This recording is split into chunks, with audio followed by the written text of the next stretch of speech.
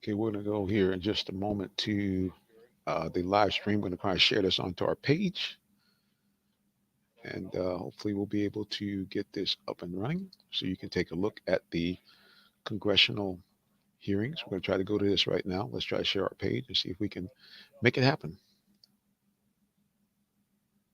Every election, we know, features some illegality and irregularity, and of course, that's unacceptable. I support strong state-led voting reforms.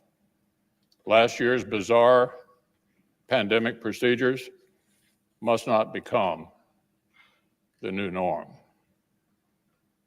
But my colleagues, nothing before us proves illegality anywhere near the massive scale that would have tipped the entire election. Nor can public doubt alone justify a radical break when the doubt itself was incited without any evidence. The Constitution gives us here in Congress a limited role. We cannot simply declare ourselves a national board of elections on steroids.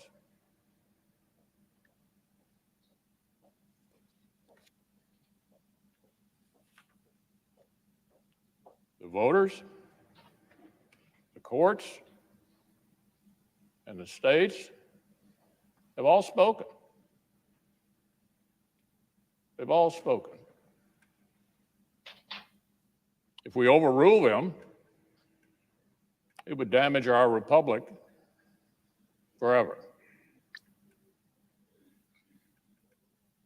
This election actually was not unusually close. Just in recent history, 1976, 2000, and 2004 were all closer than this one. The electoral college margin is almost identical to what it was in 2016. If this election were overturned by mere allegations from the losing side, our democracy would enter a death spiral. We'd never see the whole nation accept an election again. Every 4 years would be a scramble for power at any cost. The Electoral College, which most of us on this side have been defending for years, would cease to exist, leaving many of our states with no real say at all in choosing a president. The effects would go even beyond the elections themselves. Self-government, my colleagues, requires a shared commitment to the truth and a shared respect for the ground rules of our system. We cannot keep drifting apart into two separate tribes with a separate set of facts and separate realities, with nothing in common except our hostility towards each other and mistrust for the few national institutions that we all still share. Every time in the last 30 years that Democrats have lost a presidential race, they've tried a challenge just like this. After 2000, after 2004, after 2016. After 2004, a senator joined and forced the same debate. And believe it or not, Democrats like Harry Reid, Dick Durbin, and Hillary Clinton praised them and applauded the stunt. Republicans condemned those baseless efforts back then. And we just spent 4 years condemning Democrats' shameful attacks on the validity of President Trump's own election. So look, there can be no double standard.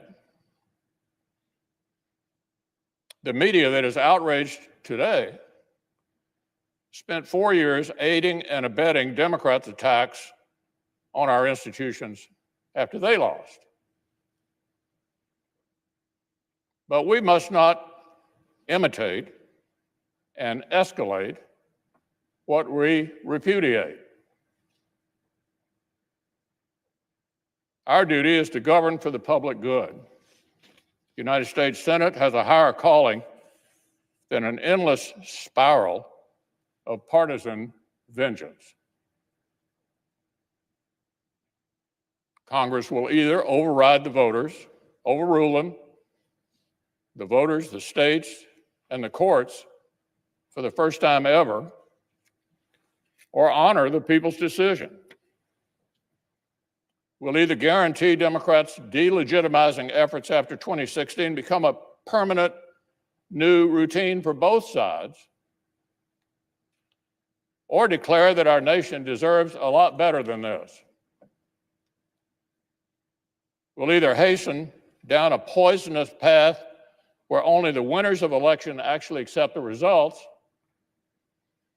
or show we can still muster the patriotic courage that our forebears showed not only in victory, but in defeat. The framers built the Senate to stop short-term passions from boiling over and melting the foundations of our republic.